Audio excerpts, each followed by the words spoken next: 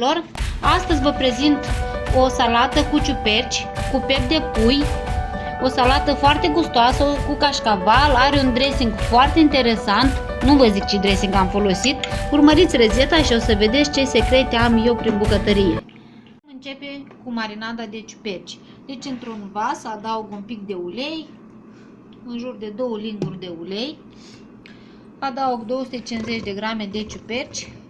Dacă doriți le puteți toca mai mărunt, mie îmi plac să fie întregi, sunt ciuperci mai micuțe, intenționat mi-am ales să fie mai mici și le fac întregi. Și acum trecem cu ele un pic să le sotăm. Pregătim marinada pentru ciuperci. Aici am 4 căței de usturoi pe care i-am sfărmințat, adaug 2 linguri de oțet balzamic, dar puteți adăugați și oțet de care aveți, nu este obligatoriu din asta. Așa, mai adăugăm o lingură de zahăr și o lingură de sare.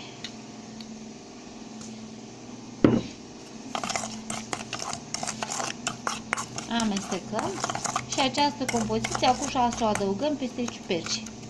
Observați că ciupercile deja au scăzut din volum, da, s-au micșorat. Se văd la ochi că sunt aproape gata. Adăugăm marinada.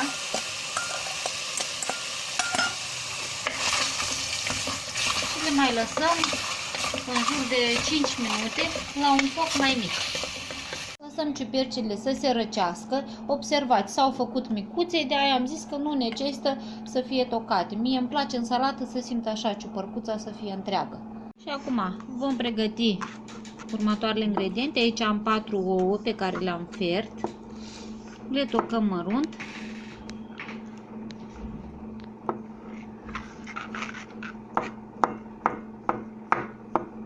Următorul ingredient este ceapa.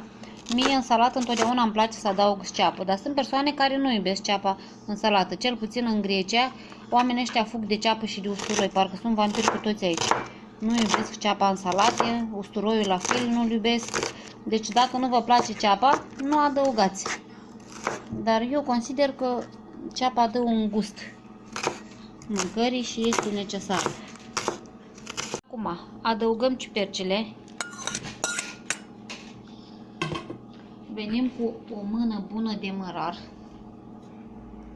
În cazul care iubiți mâncarea mai sărată, adăugați și sare, dar eu consider că nu este nevoie. La mine carnea este sărată, ciupercile la fel. Următorul ingredient ca dressing, voi folosi brânză Philadelphia, deci 200 de grame de brânză Philadelphia și mai venim cu 100 de grame de iaurt grecesc.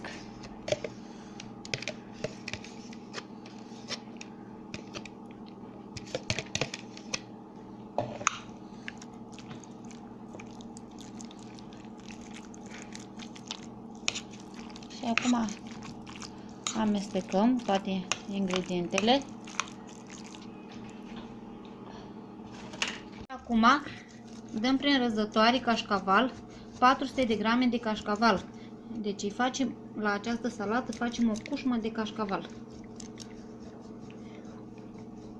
Decor folosesc o rușioară.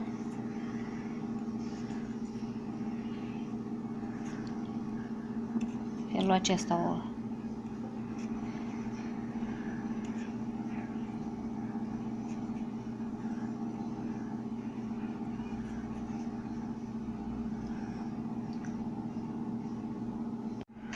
voi decora în felul acesta și aici venim așa cu un pic de mărar.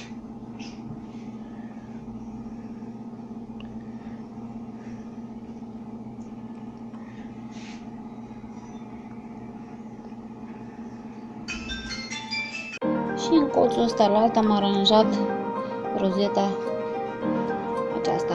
Și în felul acesta am decorat salata. Este o salată foarte gustoasă. Tot secretul gustului acestei salate îl dă dressing-ul. Salate cu ciuperci ați mai văzut. dar cu dressing-ul cu Philadelphia sunt sigur că n-ați văzut, este o salată originală, foarte gustoasă și vă recomand cu drag. Eu vă mulțumesc că ați fost lângă mine și de această dată și vă aștept și la alte rețete de ale mele.